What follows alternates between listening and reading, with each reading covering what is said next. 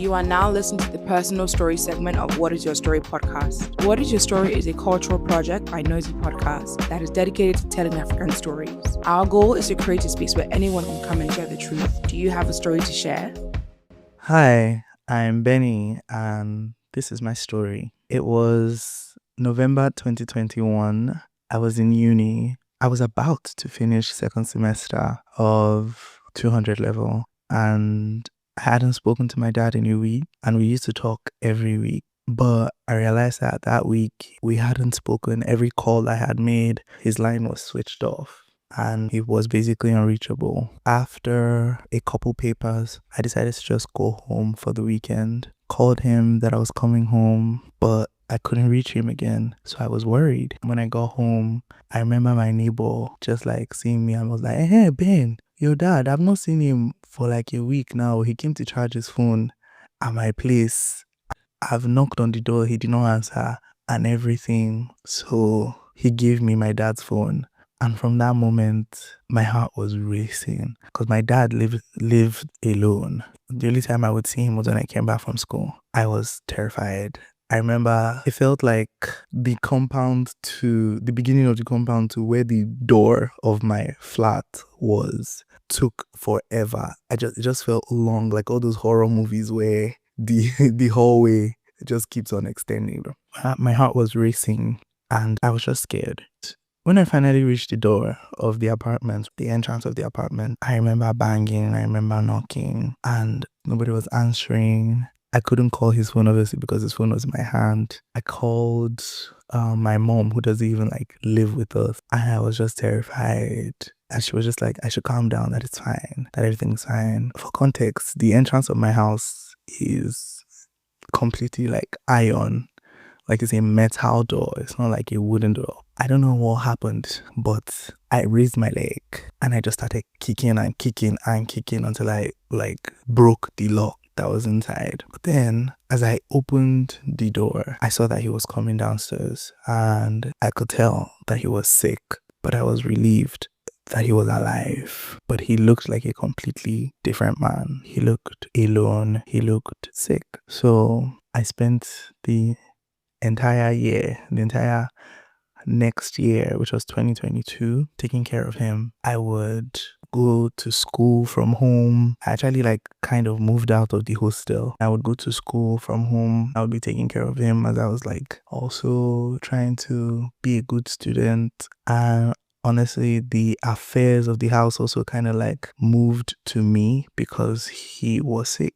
And I'm an only child, so I didn't really have any siblings that would be present and help me. So I started doing monthly budgets, which was something I never used to do. It was all my dad. I started doing monthly budgets for the house. I started buying food for the house. I started cooking. My dad used to actually cook. So I started cooking not just for me, for him. I learned how to talk to engineers, carpenters, electricians, and all those things that just keep your house safe. My grades took kind of a fall because obviously I was really distracted, and my relationships also took a hit because I was kind of focused on making sure that the affairs of the house were in order and then my dad was able to be cared for with what we had. But it was a lot. 2022 was one of the hardest years of my life because that transition from being a kid to a responsible young adult it was very drastic, and I hadn't even grown properly because I was literally still in uni. I was confused and I don't know what I was doing. I survived, and dad kept getting sicker. And it was tough. 2023, we finally got a proper caretaker for him. Somebody who would live in the house and actually take care of him, because I was in my final year, and like I mentioned, my grades actually took a hit, and I love being a serious student. When she came into the house, I felt a bit of relief. I felt like some weight was taken off of me and it was lifted. Because she was living, That means whenever I would come home, I would see her, we would talk. Sometimes I wouldn't even be in school. I would still go to school from home, but I wouldn't have to worry about a lot of other things. I was still managing financial affairs and all of that, but at least the grunt work, all the other things that took time, like hospital affairs, cooking, cleaning, and like house things, were just like shifted to her, even though it wasn't collaboration with me, because I would approve stuff. But I was grateful for that. At least I was able to make more time to get my grades back up, and I was really happy about that. But what happened was that we formed an unlikely friendship. If you talk to friends and my cousin, they would tell you that like at the end of the day, she was help. But to me, she wasn't help. She wasn't the help. That's how I'll put it. Sorry. She wasn't the help. She was a literal support for me. And I got quite close to her. We would sit for hours and talk. We'll talk about her. We'll talk about me. We'll talk about my dad, the person that she was taking care of. And I'll tell her, I got really close to her over the months, and I would tell her about my complicated past with my father and our very complex relationship. And I would open up to her because at the end of the day, this is somebody who has seen my father in very vulnerable positions. So if she's taking care of this man, she deserved to know him. And maybe it's because I was an emotional person, and I felt like an emotional connection with her. But that came back to bite me. It really came back to bite me. Because I wasn't the one that was paying her. I wasn't the one that was paying her. I wasn't like making enough to pay her. This was literally just like benevolence from some family members. But what then happened was that later down the line, this was later into 2023, the ending of 2023, she literally started moving mad. She was telling my family members lies. She basically painted me as an ungrateful and as an evil person. And it was so sad because this was somebody that I genuinely liked, that I had laughed with, that I used to give my own money to. There was a time that she complained that she wasn't making enough money. So I started giving her, every month I started giving her out of my money, because it was a very, like, she was in my house and she was doing something that the people that were paying her did not do. I felt like I owed her something, and it was helping me. It helped me focus on my studies more. But we've been through that situation where somebody taints your image to another person, and it caused a lot of fights, actually, like actual fights. And I felt threatened because at the end of the day, my father's family, who was paying for this caretaker, did not want her to leave the house. Literally, it was so bad. It got so bad. They had called me many names because of her. Against my own father, who I took care of for a whole year before she came. Until I complained and said, please, can somebody help me? Can somebody at least just come and help me? She did all of that. I will never forget January of 2024, a little after New Year's, she locked me out of the house. She said that I come home late. And I was just like, as in my house. She literally went to go and tell him that she's scared of me. And I was just like, this is insane. Like, she literally locked me out of the house. And I complained. I was like, this cannot be happening. And then they took her side and were like, I've grown wings. And I'm just like, first of all, I'm not coming to the house by 12 midnight. I'm not coming to the house by 1 a.m. I'm literally coming by 9, 10. And why? Okay, maybe if it was my mom or if it was my dad that was complaining, I can't. You know how it is now. You know how Nigerian parents are, right? Like, I get it. They're worried about your safety and everything. But why is an employee telling me that I'm coming home late at a time that's not even like unreasonable for a grown person? When I realized that they were not going to like budge about the situation, and it got really bad, like it got to a point where she was like shouting at me, like she actually shouted at me and insulted me in the house. And I realized that they were not going to, that they chose her over me. Like, I realized that for the sake of my father having somebody who was going to take care of him, I just left the house because I realized that it was a situation of it was either me or her. That's what they said. And I was not in that place where I could go back to taking care of my dad 24/7. School finished 2024 and she was still in the house and I was about to graduate, finish my final exams. I realized that if I go back to that house, okay, I went to stay with an uncle on my mom's side. Let me just say that, right? I realized that if I go back to the house, that I'm not going to be comfortable, and I would actually even blame my dad's sickness for the unhappiness I would feel in that house, right? And I also felt guilty that I wasn't in this space financially to be able to handle what was needed to take care of him. So I ended up talking to some people that I knew and I got an internship in Kaduna in 2024. It was supposed to actually last for 6 months, but I was talking to my mom and she was like, this situation that you are in right now is not the best for you and you also need the opportunity to grow. So I went to work in Kaduna for about a year with a mental health organization. And honestly, at first when I was leaving, I felt pretty guilty for being away from my dad. But then I realized that I did this for 2 years now. I've been with him for 2 years now. And his family, they've barely seen him. His siblings, they've barely seen him. They've talked on phone. They've paid bills here and there, but they've barely seen him, his actual siblings. I'm a child who is just trying to grow. I felt really guilty. Hi there. Just a reminder, Noisy Podcast is on a mission to publish and promote authentic African stories. If you've got a story to tell, we'd love for you to join us. Simply click the link in the description to sign up. You can also share your stories anonymously and submit through our Google form, where it will be brought to life through narration. Plus, we do group stories, a collective story concept that will feature a small group of people with a similar story. And don't forget to stay with us on social media. On Instagram, we are at whatisyourstory_podcast. And on Twitter, we're at WIYS_podcast. Follow us to stay up to date with all of our activities and upcoming episodes.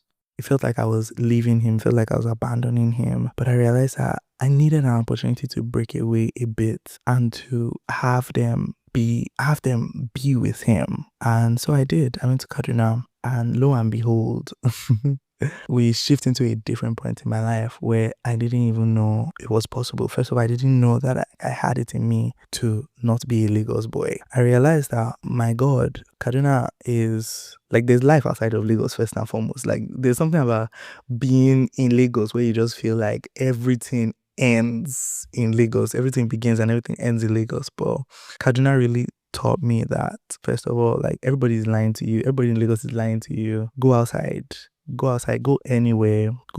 There's life there. There aren't just people there. There's life there. There's life outside of Lagos. The first few months were surprisingly easy. I was pleasantly surprised. Navigating the city was a lot easier than I thought it would be. But then came community. Kaba Fest, Kaduna Arts and Book Festival, came around May 2024, and at this time I had been in Kaduna for 2.5 months. I registered to be a volunteer at the festival because I love books. I love books and I love arts and I love yapping and I love talking to people. So I registered to be a volunteer at the festival, and after that I met someone called Ife and he introduced me to a book club. I joined the book club and we met every week. Work was great, but it was just one part of my life, a very quiet part of my life.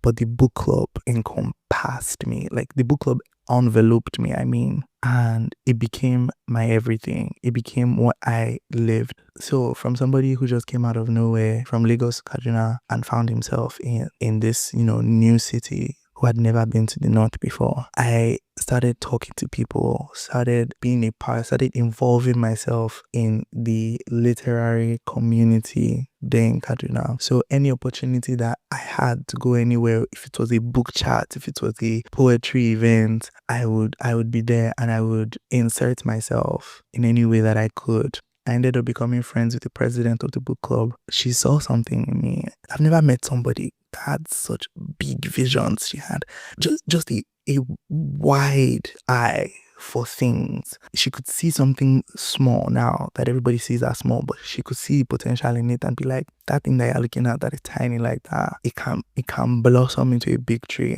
From something that started in a small living room, now has 3 branches in the state. And she trusted me to manage one, taking on that responsibility of running the affairs, the events, and the weekly meetings, the discussions. I learned so much. I learned that people want to be heard and they want to belong to something, because at the foundation of it all, the truth is I wanted to belong to something. I didn't know what it is that I needed, but the book club helped me find it, because I saw it in other people too. When I was managing, people tend to make it all about themselves sometimes. When people are giving things, they tend to make it all about themselves. But one thing I learned about being a book club manager was that the other people here, they need time. They need their voices to be heard too. Making these members feel like they have responsibilities in the book club. I saw how grateful they were to have that kind of experience. Book club kind of became this place where, unbeknownst to people, they just shared.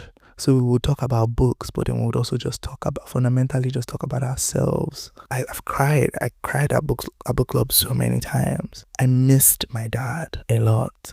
But I was also just so grateful to be able to say, oh my God, I am with a community of people that are so complex, but so fundamentally human. I have never seen, like in Kaduna, these people, they love art. They love art. They love writing so much. They love poetry. They love books. And it's different. Honestly, it's different. They write for it. It completely like invigorated me and made me want to, first of all, become a better reader, but also become somebody who wasn't afraid to be passionate. So from just hosting and managing the meetings, it turned into bigger things, to managing partnership, to managing and moderating big events like poetry shows. It gave me skills I didn't know I needed. But at the back of my mind, what made me a little sad about it as time went on in Kaduna was that as much as I loved this place, the hardest part of knowing that, okay, time has passed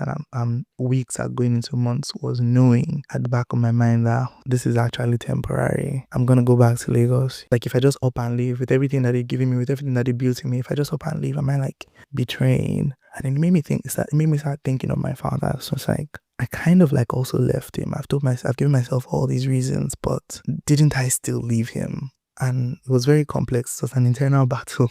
I have been in Kaduna now 7 months. I'll never forget the Sunday, September 1st. I was frying tomatoes inside palm oil. Maybe I sound stew, native stew. And that woman in Lagos, his caretaker, I say with air quote, calls me. And she's like, I hope you're happy. I hope you've gotten what you wanted. Daddy is dead. Don't ever call me again. And I'm like, what? And first of all, I don't even hear, like, I just lose my bearing. And I'm so confused. And I call back. And she was like, please don't call me. Because she's crying on the phone. And then I'm like, what is going on? What's happening? And she was like, you left. And you don't even call. I told you to call him when he was sick last week. You only called 2 times. Now, Daddy is dead. And I hope you're happy. Shebi, that's what you wanted. First of all, the way she even delivered the news. Like, she didn't care. Like, you're talking to this man's son. His only son. His only child. Like, that's my only father. And the first thing that she wanted me to feel was guilt. I did feel a bit guilty, but now that I'm here in this moment, I know that, like, what happened and it's not my fault. But I will never forget just feeling so confused and just, I cry a lot normally, but I'd never cried that much in my life, which was crazy because my dad and I were not close. In fact, we didn't see eye to eye, and it was a very complicated and angry relationship. But when he was sick, he wasn't the man that he was no longer my flatmate. He was somebody that I took care of. And I just remembered him not being able to cook and me cooking for him, and at some point him being too weak to eat on his own and me feeding him and giving him his drugs and bathing him. And I just remember all those moments. I cried because when he died, I was 600, 800 kilometers away from him. I didn't even get to see him. And fast forward to his burial. His burial was not even open casket. I didn't even get to see him as they put him in the ground. And the first time that somebody's telling me that he died, they're making me feel guilty. Everything was just so confusing. But back in Kaduna, like after I got the news, like shortly after I got the news, I remember Raphael, my friend, he came and he stayed with me for a week. He cooked for me. And I remember the whole book club. They were just so kind. People like would corner me and talk to me. People were just, they showed up after it happened. And grief, to be able to feel the grief, to be able to have support while feeling that grief, it was irreplaceable. They were not like afraid to talk about it. They weren't afraid or worried to be like, guy, you just suffered loss. Like, be here, be present, come outside, or take the time you need. But there are people here who want to be with you. That was exactly what I needed in that moment, because I still had to go back to work. I still had to go back to life even after that happened. I was just so grateful to be able to have that pillar of community. But then my time in Kaduna had to come to an end, because Lagos just has a way of pulling you back to this city with traffic and 30 million people or so. It just has a way of drawing you back to it. I missed my friends. I missed my chosen family. I missed my cousin. I missed what was also familiar. And coming back, having to leave Kaduna felt so heartbreaking. A part of me wanted nothing more than for it to be home, but it just wasn't. I hoped it could be, but it wasn't, because there was love that I left back in Lagos that I wanted to go back to. And I wanted to go back to the home that I grew up in, the home that I didn't get to say a proper goodbye to my dad. I wanted to be able to reclaim that space. So when the time came, in our sadness and in our tears, they took time out, and then they threw me this like goodbye dinner where they made like authentic northern dishes, groundnut soup, masa, tuwo, awara, because I loved awara. I used to eat awara a lot. Jaffe and his dad made awara from scratch for me in like a cooler from scratch. He didn't buy it from someone that was selling. The fact that my friend got his father to help him to make a meal for another friend, I literally just burst into tears. So many people that I'm grateful for. Seminum, who gave me the chance to become a capable person to manage a book club. Diana, who would sit with me and make my hair so that I wouldn't have to go and spend money ridiculously outside. Just that beautiful city saved me. And it was genuinely what I needed during the tumultuous time that was happening in Lagos. It was a breath of fresh air, literally. It was a turning point in my life. Till today, I'm looking for reasons, the possibility of going back and seeing these people and witnessing this city again. I hope God gives me another chance there, another time there to just say hello and spend a while. Now that I'm back in Lagos, I'm back with my friend, my first chosen family. I have a job now as a book club manager. Who would have thought? I'm in another literary community, and I was saved, honestly, because I was losing my mind before. But now I'm not so afraid of Lagos. I'm not so sad about my father's passing. I miss him and I still grieve him. It hurts less now. That wonderfully rubbish woman is out of my life. Literary communities will save you. May God help us. Thank you guys for listening.